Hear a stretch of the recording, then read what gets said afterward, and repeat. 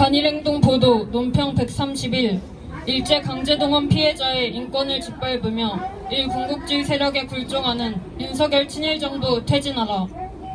하나, 윤석열 친일 매국정부가 일제강제동원 문제를 일본의 사죄와 배상 없이 무마하려고 한다. 12일 외교부 아시아태평양국장 서민정은 외교부와 한일의원연맹회장 정진석이 국회의원 회관에서 공동 주최한 강제징용 해법 논의 공개 토론회에서 채권 채무 이행의 관점에서 판결금은 법정 채권으로 피고인 일본기업 대신 제3자가 변제 가능하다는 점이 검토됐다며 어떤 법리를 택하느냐보다 피해자들이 제3자를 통해서 우선 판결금을 받으셔도 된다. 양국 간 입장이 대립된 상황에서 피고 기업의 판결금 지급을 이끌어내기는 사실상 어렵다는 매국 망언을 내뱉었다. 한마디로 일본 측의 사죄와 배상을 배제한 채 일제강제동원 문제를 졸속으로 해결하라는 심산이다. 둘, 이국원 일제강제동원 시민모임 이사장은 정부는 왜 처음부터 안 된다는 걸 전제하나 어떻게 일본 기업 책임을 한국 기업에 뜯어내는 발상을 할 수 있나 라고 비탄했다. 이어 12년 전 미쓰비시 중공업과 협상 경험을 상기하며 교섭장에서 미쓰비시는 사과문에 대한 초안까지 내놨고 기금 문제도 이야기했다며 윤석열 정부가 강제동원 문제를 해결할 의지도 능력도 없는 친일 매국 정부임을 비판했다.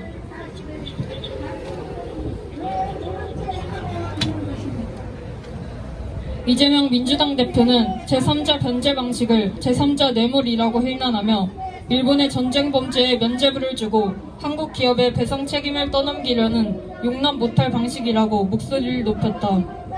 한편 13일 윤석열 정부의 친일 매국적이며 4대 굴욕적 망동에 분노한 시민들은 윤석열 정부 굴욕 외국 비탄한다. 일본 위한 강제동원 해법 폐기하라를 외치며 촛불 집회를 진행했다. 셋, 강제징용 피해자들의 인권을 짓밟고 우리 민중의 존엄을 훼손하는 최악의 윤석열 친일 매국 정부는 당장 퇴진해야 한다. 한 역사연구단체는 윤석열 정부가 인권과 존엄을 위해 투쟁하며 평생 싸워온 피해자들을 단순 채권자로 전락시켰다며 일본 사죄의 증거로서 받아야 하는 배상금에 대해 피해자들이 구걸하듯 일본에 더 이상 기대하지 말라고 이야기한다고 격분했다. 윤석열 친일 매국 정부가 일제강제동원 문제를 일본의 입맛대로 무마하려는 행태는 윤석열이 천하의 친일 매국노임을 결정적으로 보여준다. 일제강점 역사에 의한 우리 민중의 고통과 분노가 여전히 심각함에도 윤석열 무리는 일본을 가장 가까운 이웃이라고 감히 망발하며 우리 민중의 얼굴에 먹칠을 하고 있다.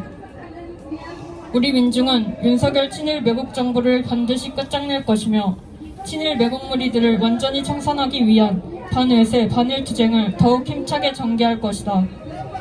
2023년 1월 18일 일본 대사관 합수녀상 반일행동, 희망나비, 진보학생연대, 실업유니온, 21세기 청소년 유니온, 민중민주당, 민중당 학생위원회